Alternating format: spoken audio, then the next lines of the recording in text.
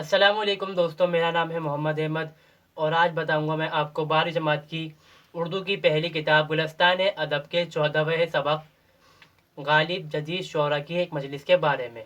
इससे पहले कि हम ये वीडियो शुरू करें, आप मेरे चैनल को सब्सक्राइब कर लीजिए और बेल आइकन को प्रेस कर दीजिए ताकि मेरे चैनल पर आने वाली हर नई वीडियो की नोटिफिकेशन आपको आसानी से मिल सके। तो चलिए शुरू करते हैं ये वीडियो।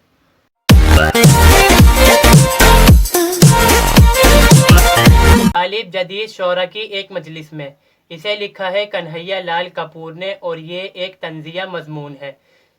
इसमें कन्हैया लाल कपूर ने उर्दू के एक बड़े शायर मिर्ज़ा गालिब को जदीद शोरा की एक मजलिस में अपना कलाम पढ़ते हुए दिखाया है।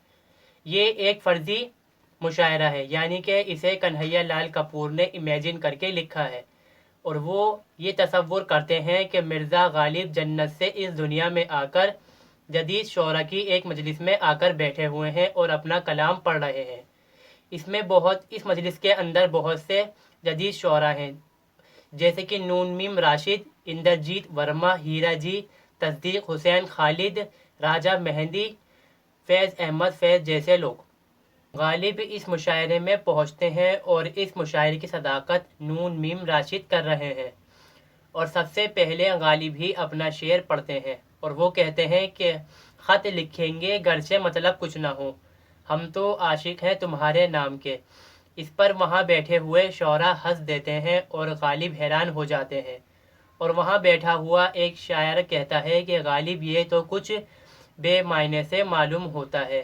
फिर इसके बाद हीरा जी कहते हैं कि गालिब आप कहते हैं कि ख़त लिखेंगे गरचे मतलब कुछ ना हो, अगर मतलब कुछ है ही नहीं तो आप ख़त किस बात पे लिख रहे हैं? अगर आपको आपके महबूब का नाम ही लिखना है तो किसी सादा कागज़ पर आप क्यों नहीं लिख लेते? फिर इसके बाद कुर्बान हुसैन खालिद गालिब के इस शेर की पैरोडी करते हैं और उसे एक आज़ाद नज़्म में तब्दील कर देते हैं और इस तरह गालिब के बाकी अशआर की भी पैरोडी कर दी जाती है। इसके बाद दूसरे शोरा अपनी नज़में पढ़ते हैं जो उनकी असल नज़्म की पैरोडी होती है और उनका ये कलाम सुनकर गालिब कहते हैं कि आपकी नज़्म कम से कम मेरे फ़हम से तो बालातर है, फिर रदीफ़ और काफ़िया को तर्क करने की ज़रूरत क्यों पेश आई? और गालिब की ये बात सुनकर रफ़ीक अहमद उन्हें बताते हैं कि इसकी वजह मगरिबी शोरा का तक़लीद करना नहीं है, बल्कि हमारी तबीयत में फितरी मिलाप इसकी वजह है, जो ज़िंदगी के दूसरे शोबों की तरह शेर व अदब में भी आज़ादी का जोया है। इसके अलावा दौरे जदीद की रूह इनकलाब, कशमकश, तहक़ीब और ताक़ुल परस्ती और जद्दोजहद है और इसका असर अदब पर भी हुआ।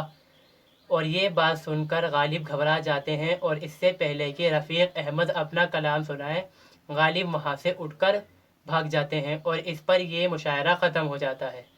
तो दोस्तों, इस वीडियो में बस इतना ही। अगर वीडियो अच्छी लगी हो तो इसे लाइक करें और अपने दोस्तों के साथ भी शेयर करें।